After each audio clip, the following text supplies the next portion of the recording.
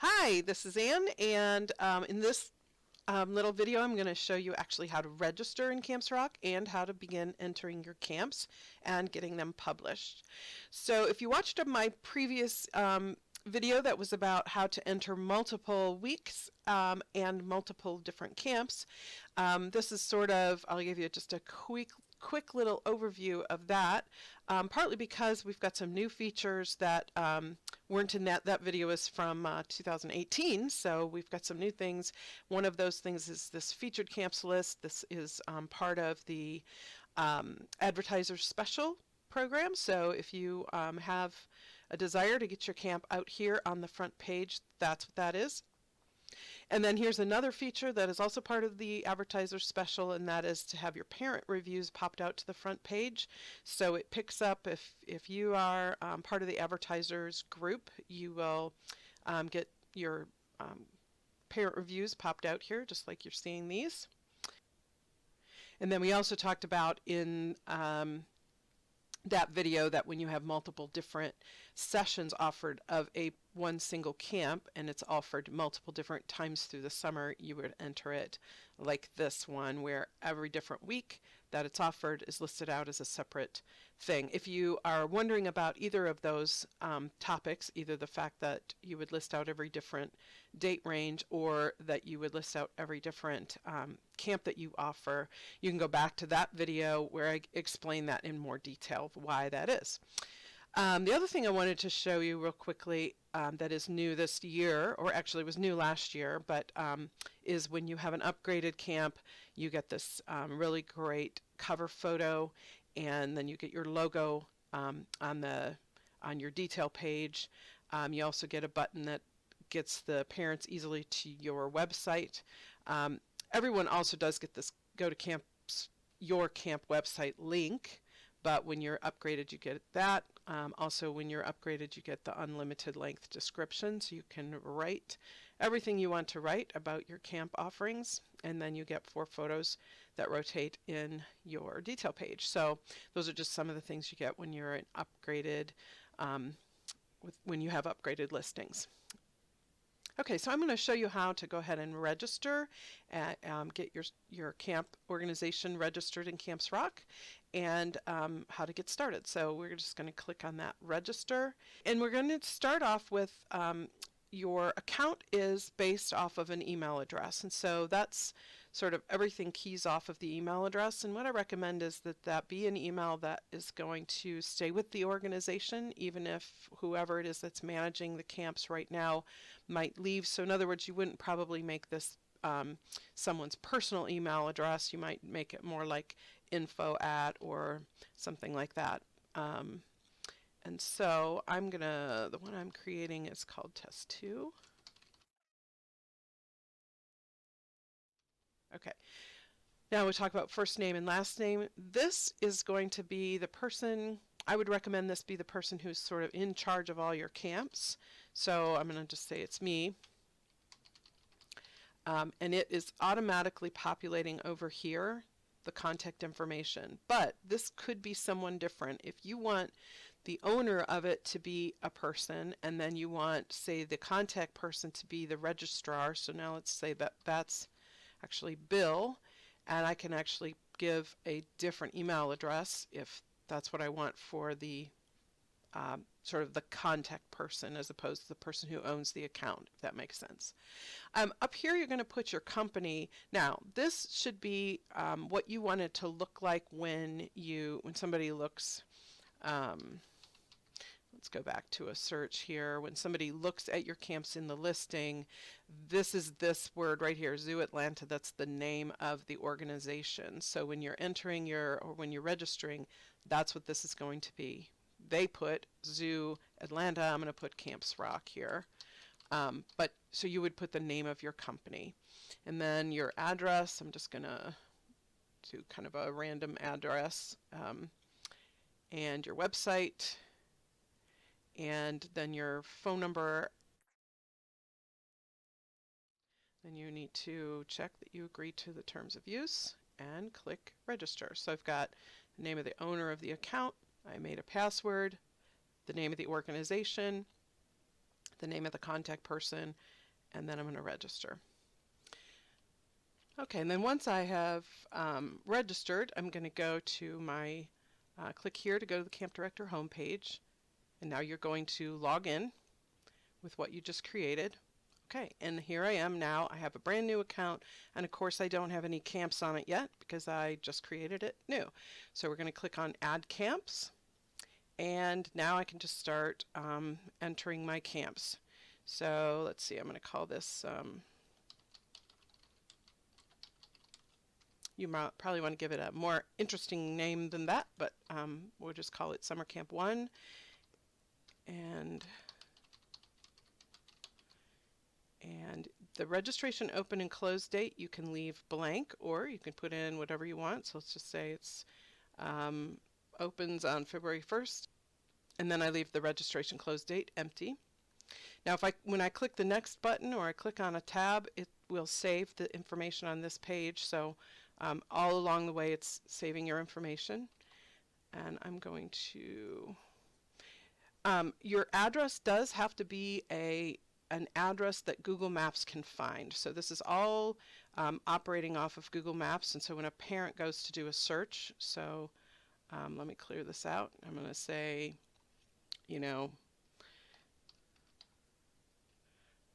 all right, so I'm going to do something like that. Google Maps is finding this specific address, and it's finding everything within 10 miles of that address. And so this distance, which is what everything is sorted by default, if we don't have in here an address that Google Maps can find, then that sorting feature doesn't work.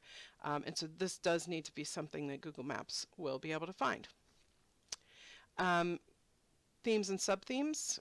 You do not have to pick a subtheme, although I recommend that you do, but you can select up to 2. So let's do sports, cheerleading, and we'll do the arts and dance. Okay. When you're an upgraded camp, you can have up to 5 themes and subthemes. All right, and we'll move on to criteria. These things are all optional, but I definitely would recommend you have either a grade range or an age range. You can have both if you want.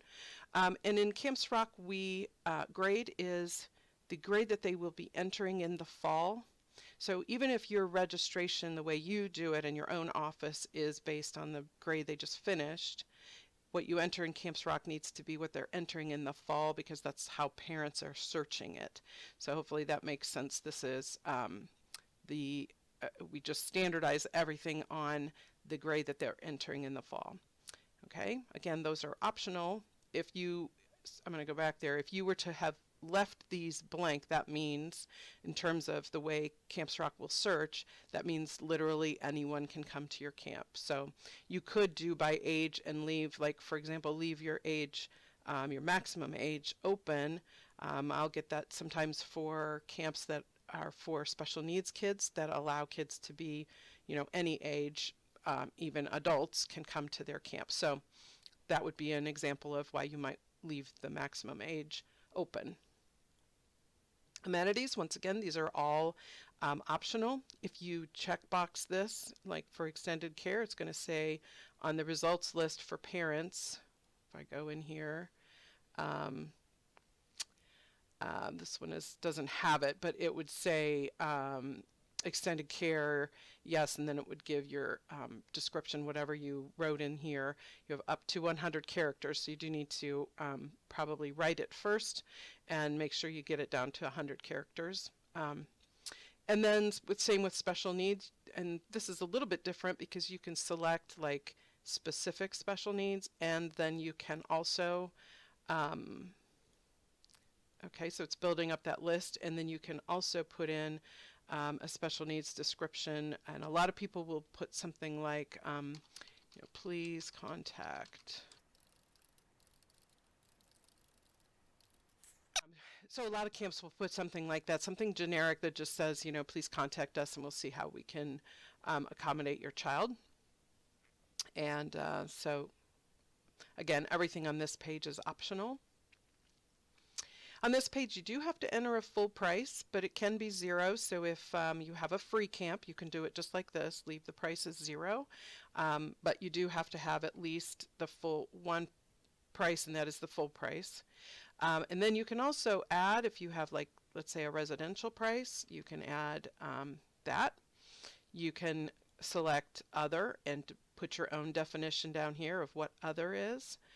You can also just type something else, an additional discount like 10% early bird discount until something like that. You can also, if let's say for example you would prefer to have your resident price be the one that shows up in the results list. So let me go here. So right here, rather than having this say full price, if you wanted to show your resident price there, you can actually click this radio button down here where it says show price. Now it will show resident price on that results list instead of full price. So right here it would say resident price and then that $120 price. Okay. Dates and times. First off, you need to select what kind of camp type it is. It defaults to full day, but we please ask that if you do have a half-day camp to remember to move this over to the half-day side. And parents really are looking for, when they think of full day, they're looking for something that would basically cover them for their work hours. So if you do have a full day camp, we ask that it be at least until 4 o'clock in the afternoon, and if it's not at least that long, that you do have some kind of extended care available that would kind of qualify it to be in a full day camp, because that is really what parents are looking for when they are searching for full day. They're looking for something that can cover them while they're at work. Start time and end time. This is optional, but I recommend it if you have a full day or half day camp. If you have an overnight camp, you don't have to put in your start time and end time. But this would be something like 9 a.m. to 4 p.m. And then select your days of the week. Once again, this is optional. So if you had a camp that was, let's say, sometimes it's Monday through Wednesday, or on other weeks it's Wednesday through Friday, it's a 3-day long camp, you could just leave all of that blank, and then that won't impact anything.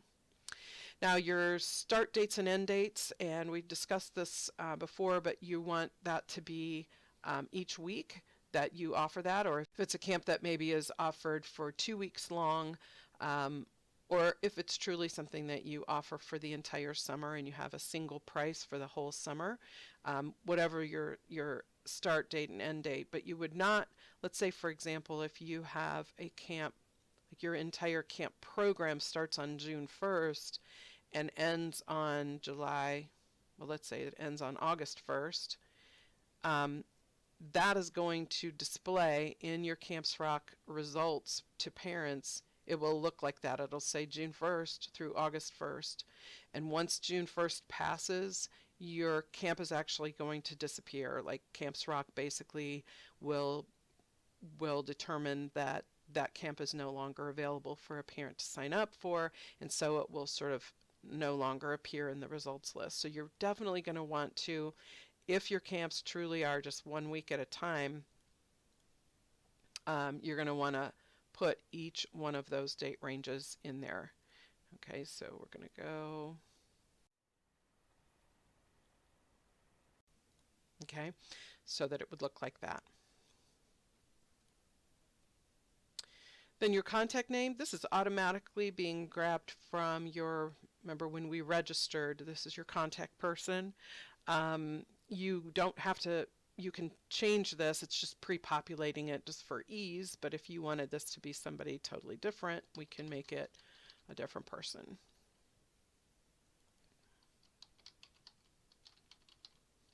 Okay, and then from there, the logo and photos page is for those who have upgraded your camp. You can upload your logo, your cover photo. Again, these two things are the same for your entire listing. So you would want to pick a cover photo, for example, that kind of is representative of your entire camp program. and then the photos are for that particular camp. So you could, some people use exactly the same 4 photos on all of their camps, or let's say you have photos that are for your little kids camps that are like some of the smaller kids craft projects or something like that, or maybe other camps are sports related and they're for older kids. Again, you could have, if you want, different photos for different camps. Okay, so the photos are different. The logo and cover photo are the same for every entry in your camp list. Okay, so that is the end of entering a camp. Now when I go back to the list, you see that you have a camp, Summer Camp 1, and it is complete. That means I've filled in every required field. I can go and preview that and see what it's going to look like to parents. Again, this is not an upgraded camp, so this is exactly what they'll see. You can have up to 300 characters of description here. You see I put in the 3 different date ranges.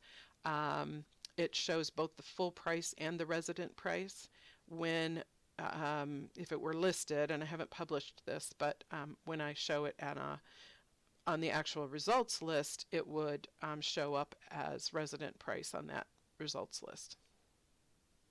So now you can go out here, you can add more camps, and here's another little trick that you can use, and that is you can do a copy from. So I can say copy from Summer Camp 1. It's going to warn me that I'm going to create a copy.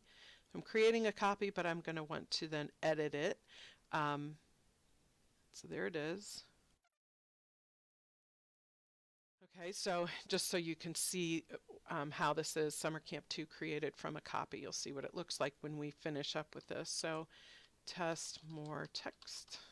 It's counting for you the number of characters that you've used. Now I'm going to leave my home page is the same, my registration open date is the same. This is why you might want to use the copy. It just makes it faster for you to enter more camps. Again, same address, same themes, same criteria, same amenities, so it makes it just a whole lot faster to add more camps. You want to make sure that you check on things like your prices, check on things like your age ranges and stuff, depending on why this camp is different. What is it that's different about it? Obviously, you're going to change something. And so times, prices, age ranges, those are the kinds of things you want to make sure that you've thought about what might be different about this camp. So I'm going to say this has some different date ranges, and so this one is offered for 2 different weeks, and then I'm going to remove this one. So this particular camp is just offered twice. Once again, coming here, same contact, and now I can, you actually don't have to go to this final page and click save, because it's saving this all along the way. So right now, if I go back to the list, it will have saved it, and everything in here is the way the things that I changed. It just has 2 weeks, and what else did I change? I added some different text. Okay. Okay, now from here you do need to publish your camps. We don't publish it for you, and the reason for that is because we don't know when you're like truly done with entering your camp, because at any point you may have entered all of this and then kind of left your dates to be filled in later, or maybe realized later that you put the wrong price in and you need to go back and edit it. So it is up to you to publish when you feel like you're done. Now I'm going to publish this. This is live and actually on our Camps Rock website. So I'm going to publish this for a moment just so I can show you what it looks like. And then I'm going to come back and I'm going to unpublish it. So I'm going to click publish. It asks me if I'm truly ready. Did I preview it? I'm going to click publish. This turns green, which means it is out there and parents can find it. So now I'm going to quickly go over here. I'm going to do find camps, and there it is, Summer Camp, Camps Rock, Summer Camp 1. Again, this is my test.